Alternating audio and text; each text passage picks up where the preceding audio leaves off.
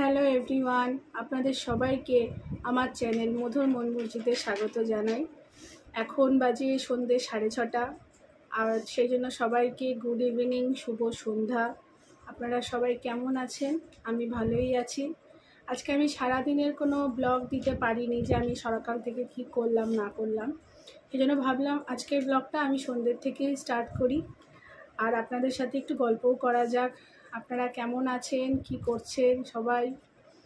আমি এখন বাবুর জন্য সুজি বানাতে যাব। সন্ধেবেলায় ওকে আমি সুজি খাওয়াই।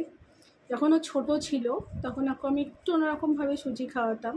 এখন যেহেতু বড় হয়েছে সেহেতু একটু অন্যরকমভাবে বানাই, তো সেটাই আমি আজকে আপনাদের সাথে শেয়ার করব।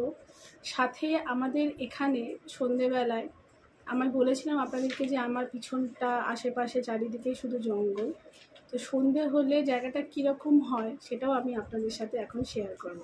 তো চলুন দেখা যাক।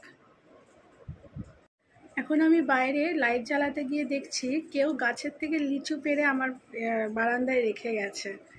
এখানে মোটামুটি মজার বিষয়টা কি জানেন, সব কিছুর গাছ আছে, বলতে গেলে মোটামুটি সব কিছুরই। লিচু গাছ আছে, আম গাছ আছে, কাঁঠাল গাছ আছে, প্রচুর ধরনের গাছ আছে, আর ফুল গাছ তো আছেই।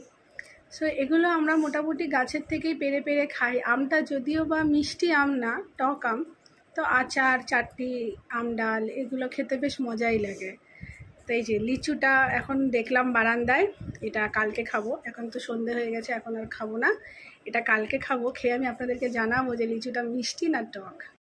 আমি এসে বসলেই আমার চিঙ্কুও চলে আসে এখানে আমার সাথে বসার জন্য। চুপচাপ নিজের মতন বসে থাকবে।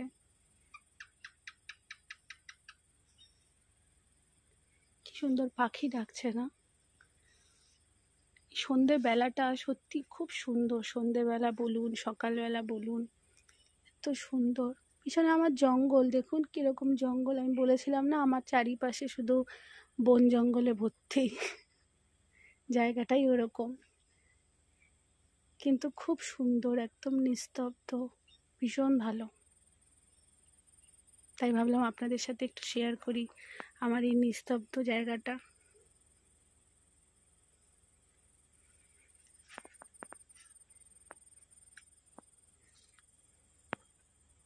ওই যে চাঁদ মামাকে দেখা যাচ্ছে।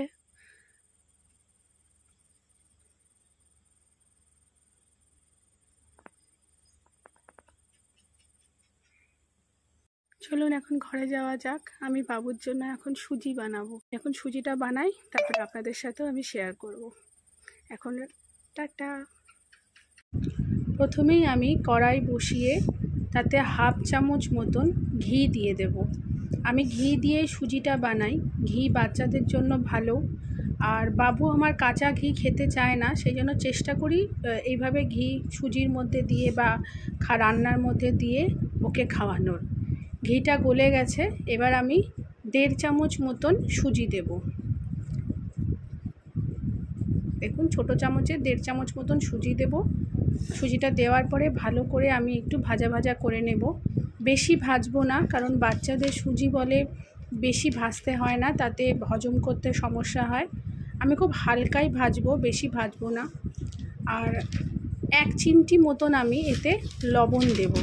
আমার ঠাকুমা বলতো যে যখনই কোনো মিষ্টি জিনিস রান্না করবে, যেরকম পায়েস, সুজি, তো তখন 1 চিমটি মতন লবণ দিলে নাকি সেটার টেস্ট খুব ভালো বেরিয়ে আসে। তো আমি আমার ঠামের কথাটাই ফলো করি। আমি 1 চিমটি মতন লবণ সবসময়তেই দিই, সেটা সুজি বানাই বা পায়েসই বানাই। মিষ্টি যে কোনো জিনিস বানালে আমি 1 চিমটি মতন লবণ সেটাতে আমি দিই। সত্যি বলছি, আপনারাও দিয়ে দেখবেন, খুব সুন্দর টেস্টটা না একটা এনহ্যান্স হয়, মানে টেস্টটা ভালো লাগে। তারপরে আমি জল মিশিয়ে দেব। আমি জল আর দুধ দুটো মিশিয়ে করি, পুরোটাই দুধ দিয়ে বা পুরোটা জল দিয়ে আমি করি না, দুটো মিশিয়ে আমি সুজিটাকে আমি দুধ আর জল দিয়ে ফুটিয়ে নেব। সুজিটা যখন ফুটতে থাকবে তখন একদম সামান্য মতন চিনি আমি এর মধ্যে দিয়ে দেব। চিনি আমি বেশি দিই না, খুব সামান্যই চিনি দিই। আর এর মধ্যে আমি মোটামুটি 5-6 দানা মতন কেশর দিয়েছি। কেশরও বাচ্চাদের জন্য খুব ভালো হয়, তো আপনারা কেশরটাও অ্যাড করতে পারেন যদি বাচ্চার হজম করতে কোনো সমস্যা না হয়। তো আমি এর মধ্যে 5-6টা দানা মতন কেশর দিয়েছি, বেশি আমি দিয়ে নিই। সুজিটা প্রায় হয়েই এসেছে, এবার আমি এটাকে নামিয়ে নেব। সুজি আমি বেশি ঘন করি না, হালকা পাতলাই রাখি, কারণ ঘনও পছন্দ করে না। সুজি আমার রেডি, আমি একটা বাটির মধ্যে এটাকে নামিয়ে নিয়েছি। এবার আমি এর মধ্যে হাফ চামচ মতন, বেশি না, হাফ চামচ মতন আমি মধু অ্যাড করব। মধু বাচ্চাদের জন্য ভীষণ ভালো হয়, তো আমি এইভাবেই বাবুকে সুজির মধ্যেই মধুটা মিশিয়ে আমি খাওয়াই, কারণ আমি চিনি কম দিয়েছিলাম, সেই জন্য আমি হাফ চামচ মতন মধু অ্যাড করি। তাতে টেস্টটাও ভালো হয়, ওরও তাড়াতাড়ি খেয়েও নেয়, মধুটাও ভালোও বাসে খেতে, সেই জন্য। আপনারা সুজিটা অবশ্যই বাড়িতে বানাবেন এবং খেয়ে আমাকে জানাবেন কেমন হয়েছে। আর অবশ্যই আপনারা আমাকে কমেন্ট করবেন, আমার ভিডিওতে লাইক করবেন যদি আপনাদের পছন্দ হয়। আর দয়া করে আমার চ্যানেলটিকে সাবস্ক্রাইব করে নেবেন, যাতে আমি আরও অনেক ভিডিও আপনাদের কাছে আনতে পারি।